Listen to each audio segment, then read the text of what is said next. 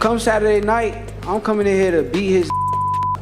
He gonna come, he gonna be tough, strong, but I'm coming to whoop his. I stand by that. I stand by that. I'm him up. You gotta think, right? It's okay. We accept I can't wait to beat this clown, bro. This dude is a clown. Focus on me. You better have that chin ready, baby. You better have it ready. Real clown.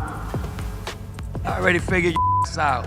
What not else, fighting. What else you got, man? Yo, Hey, Senior, you're I only not seen in the 10 ring. seconds of your fight. I seen you fight before. I only You seen can't 10 fight. seconds of your fight. You're boring as hell. Come on, bro. Stop it, bro. You're boring, man. You almost got knocked out. Even your daughter said you got knocked out. Knocked out. Tio got hurt his last fight too. Ooh. Didn't he get hurt his last fight? Man, if it wasn't for those ropes. Did Tio get hurt his last fight? My son don't be throwing punches, Did Tio man. get hurt his last fight? My I son watched don't be him. throwing punches, I paid man. attention. The Stevenson versus Lopez press conference is interrupted by Terence Crawford. Once Shakur Stevenson and Teofimo Lopez stopped being polite and went right for each other's pride, the press conference erupted. I think that he did some great things against them guys. I seen a lot of weaknesses in his game too, and something that he said earlier, he said, Tio never lost to Southpaw. Well, I never lost to Orthodox. So, it ain't no different, but The difference is you never fought no elite fighter. Okay, I don't think y'all did either. Oh, so you gotta show it, baby. I don't think pressure's y'all on did you. either. I ain't see. Not on my son. I ain't see Limachenko throw no punches. You've never been on a big stage like this. I didn't see Limachenko throw punches. You've for never 6 been rounds. on a big stage like I this. didn't see Limachenko throw punches. Because we for 6 froze him. rounds. Okay, you gonna see? We gonna freeze you too. You better not throw the towel. When Teofimo Sr. began discussing cracking codes like Lamanco and Taylor, things quickly got out of hand. Shakur responded right away, brushing off those victories and claiming that Teao had never faced a boxer of his caliber. It descended into constant verbal mayhem after that, Shakur pointing out Teao's psychological flaws. Teao believes that Shakur is uninteresting and overrated, and both parties are speaking over one another as if it were round 13 rather than a press conference. Well, I see their weakness. That's what I do. You know, we broke the code with Loma that nobody had ever done. You know, we didn't let him get comfortable in there. You saw that, you know, within like 8 rounds, he didn't know what to do. I did the same thing with Josh Taylor, and we're gonna do the same thing with Shakur. real hard. Man, what do you say to that, bro? Like, do you hear him, bro? I just can't wait to beat him and shut him up, bro. Tio not on this level. Tio is a high-level fighter, but he's not on my level. I'm an elite-level fighter, and come January 31st, I'm gonna show you 100 times better come fight night against Teofimo Lopez than I was against Cepeda. 1,000 times better. Faster, sharper, stronger, mentally more on point, and I can't wait. You said a couple of times now you see some holes in Teofimo's game. I know you don't want to give away your game plan at the kickoff press conference, but where are the weaknesses? Where are some of the weaknesses in his game? A lot of the weaknesses is in his mental. I think it's more mental than anything again. I'm going to expose it. When insults became personal, the tension reached a crescendo. Security remained vigilant, voices grew louder, and the room seemed to be one sentence away from a full-fledged altercation. Even promoters like Eddie Hearn attempted to portray it as greatness and legacy, but the boxers had already taken control of the occasion. Even Turki Alshik seemed unfazed by the ruckus when he called in, which in some way made things worse. By the conclusion, both fighters were discussing dominance, humiliation, and silencing the other, making the press conference an unvarnished glimpse of how intimate this battle has gotten. It wasn't a promotion. This was genuine hostility pouring over, and January 31st now seems inevitable. Thanks for the reminder, Chris. This place is special. I think when this fight was talked about, I think both Shakur and Teofimo Lopez need a huge amount of credit for making this fight. Both of the guys are the respective kings of their division. Teofimo Lopez, the #1 guy at 140, Shakur, the #1 guy at 135. And when I heard about this fight, I didn't expect it to happen. And you know, the work that His Excellency's done, Ring Magazine, to make this fight quite sensational. But the icing on the cake is to see the fight at Madison Square Garden. This is, for me, the absolute mecca of boxing.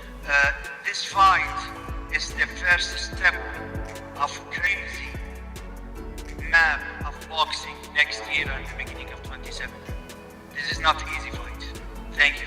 Thank you so much. And as soon as Teofimo's senior year takes the stage, you can see the temperature change from chaos to measured confidence. The press conference had boiled over with raw passion and pride on full display. I'm thinking, okay, this isn't trash talk, as I listen to him speak. This is a father outlining his philosophy. He doesn't care about Shakur Stevenson's stylistic costume or impressions of the Philly shell. In essence, he is stating, we've seen it all, and we're not guessing, we're preparing. His emphasis on growth and mindset is what truly sticks out. Teofimo Lopez is portrayed as a fighter who evolves by choosing danger over ease, valuing legacy over money and adapting his style from fight to fight. Though aspirational and dramatic, this view aligns with his career, reinforced by his dismissal of gimmicks and ring size and his focus on outsmarting opponents rather than chasing knockouts.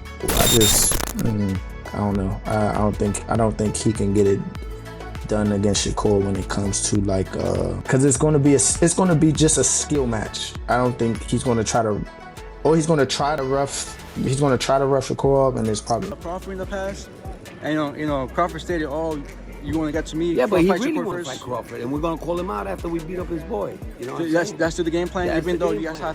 have, even if he requires you, Well, he guys ain't go gonna up. fight us, man. He ain't gonna fight us, man. We've been chasing this guy for the longest. My son is even willing to go up to 160 to fight him, you know? Listen, speed kills. You know what I'm saying? Speed kills, and that's why we're gonna beat Shakur. He ain't faster than us, and we're gonna catch him. We do this for the legacy. So I tell my son, when I told him, you know, let's go after Colmig, let's go after Lomachenko, let's go after Josh Taylor. And all of those three fights, he was the underdog. You know what I'm saying? And big time. I mean, with Josh Taylor, he was like 23 experts said that he was going to lose. So, you know, and he gave us an amazing performance, you know. And it wasn't the same as the performance he gave with Barbosa's, you know. Like, his styles have changed all the time. And that's the scariest part about him, you know. And he comes to entertain. Indeed, some of the parallels between Crawford and Canelo seem like a stretch, but that's part of the confidence package. This is what you actually take away. The goal of Team Lopez's arrival is not to capture lightning. They sincerely think that pressure, quickness, and flexibility can break Shakur's composure. It remains to be seen if that notion holds up after 12 rounds. However, this wasn't noise from a psychological perspective. This was a conviction. And confrontations become exciting rather than predictable when both sides think they are faster, smarter, and better prepared than the other. The energy shifts when Andre Ward and Roy Jones Jr. weigh in, offering a true fighter's perspective that echoes what many felt during the press conference. These were combat words, not promotion. Their key insight contrasts styles. Shakur Stevenson creates in real time without a script, while Teofimo Lopez is explosive and intelligent but still relies on structure to regain rhythm when chaos begins.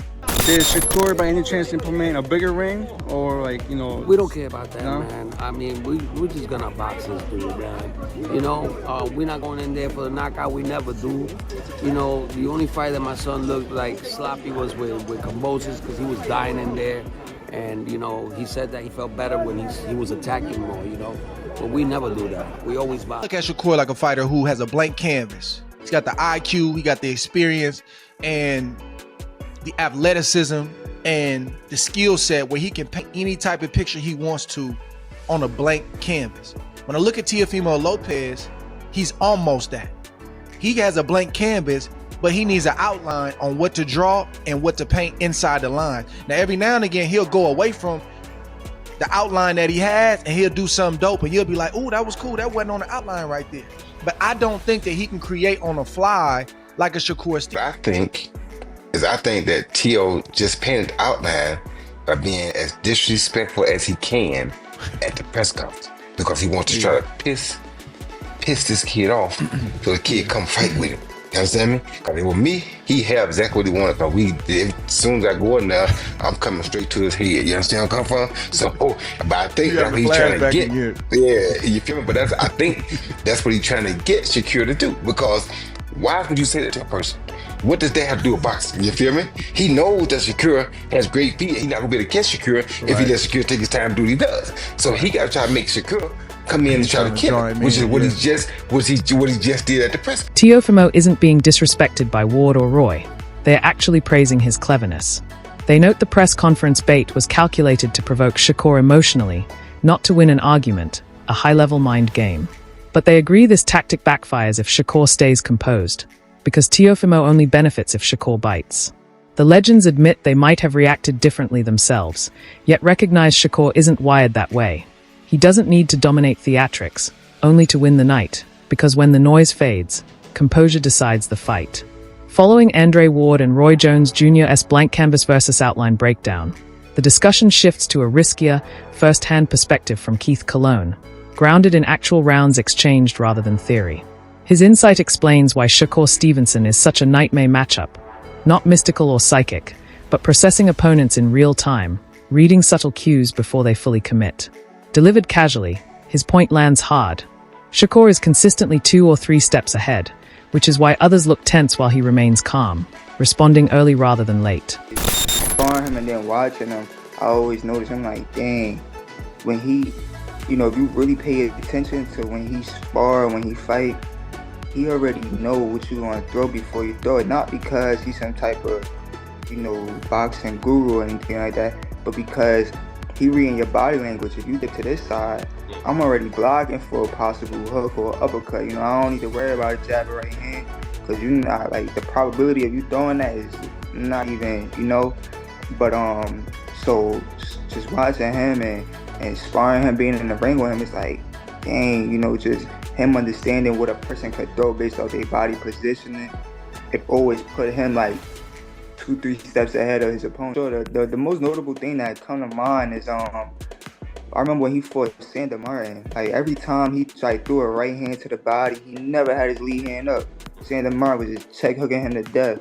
I'm just like when he just gonna make the adjustment? When he gonna realize that he just keep getting hit with the right hook every time he try to throw the right hand?